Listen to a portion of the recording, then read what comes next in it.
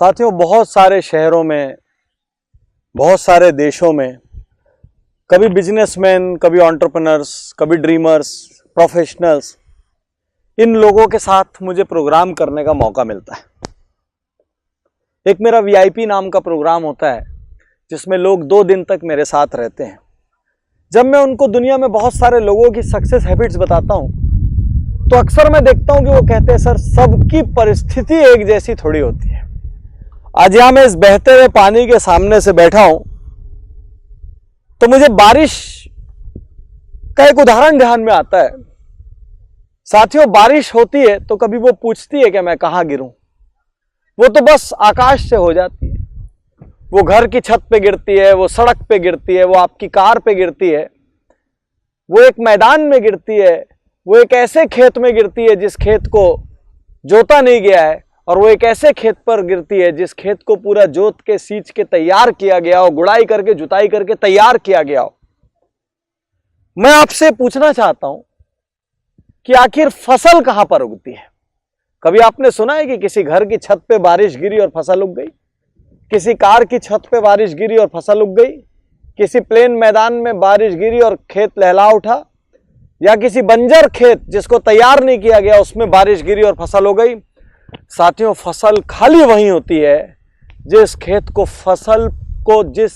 को बारिश को पाने के लिए तैयार किया जाता है। यदि खेत तैयार नहीं होगा और वहां पे बारिश गिर जाएगी, वो जगह दलदल में बदल जाएगी। तो याद रखिए, फसल सिर्फ वहां उगती है जिस खेत की जुताई की गई हो, गुड़ाई की गई हो, जिस खेत में बीज डाले गए हो, तब जाके वो खेत फसल को उगाने के योग्य बनता है। यदि सिर्फ बारिश की इतनी हैसियत होती कि वो फसल उगा देती तो साथियों अपने सिर पे फसल उग जाती जहां बारिश गिरती है। सिर्फ बारिश की इतनी औकात नहीं है, उस बारिश को पाने वाले की हैसियत क्या है। आज मैं यहां से अपने क्रांतिकारी विचार आपसे बांट रहा हूं। क्या आपको लगता है कि हर सैटरडे को मेरे मोबाइल ऐप उज्ज्वल पार्टनी पर लाखों लोगों तक ये विचार पहुंचते हैं? व्हाट्सएप से करोड़ों लोगों तक ये विचार पहुंचते हैं? क्या सबका जीवन बदलता होगा? नहीं। क्या आधों का जीवन बदलता होगा? नहीं। मुझे ये कहने में कोई अफसोस नहीं है। क्या 25% का जीवन बदलता होगा? नहीं। जीवन बदलता है सिर्फ 5-10% लोगों का, उन लोगों का जो इसको स्वीकार करने के लिए तैयार है, जो इसको एक पिक्चर का शो मान रहे हैं, जो इसको एक अच्छी क्लिप है मान रहे हैं। उनके साथ कुछ नहीं होगा। जिनको ये सुनने के बाद बेचैनी हो जाए, जिनकी नींद उड़ जाए, वो परेशान हो जाए, वो रास्ते ढूंढने लग जाए, वो योजना बनाने लग जाए, उनके में बरकत होगी। तो याद रखिए, परिस्थितियां कुछ नहीं होती। मैं बता रहा हूं, एक जैसी परिस्थितियां 10 आदमी को दे दी जाए तो क्या 5 साल बाद वो एक जैसी तरक्की किए हुए मिलेंगे? एक माता पिता की मान लीजिए 3 संतान है, तीनों ने सेम चक्की की रोटियां खाई है, तीनों के लिए माता पिता रात को जगे हैं, तीनों के लिए अपने बजट में से कटौती करके उन्होंने सुविधाएं दी है, तीनों को एक जैसे स्कूल में भेजा है, एक जैसे कॉलेज में भेजा है, सब कुछ एक जैसा किया, तो क्या तीनों बच्चे बराबर तरक्की कर लिए? नहीं। किसी एक बच्चे पे माता पिता को गर्व होता है, कोई एक औसत होता है, और किसी एक के लिए पूरी जीवन भर वो चिंता करते रहते हैं। क्यों? जब घर एक था, जब परिस्थिति एक थी, जब आटा और चक्की एक थी, जब खाना एक था, जब कपड़ा एक था, जब घर का एनवायरनमेंट एक था, तो तीनों बच्चे एक जैसे क्यों नहीं हुए?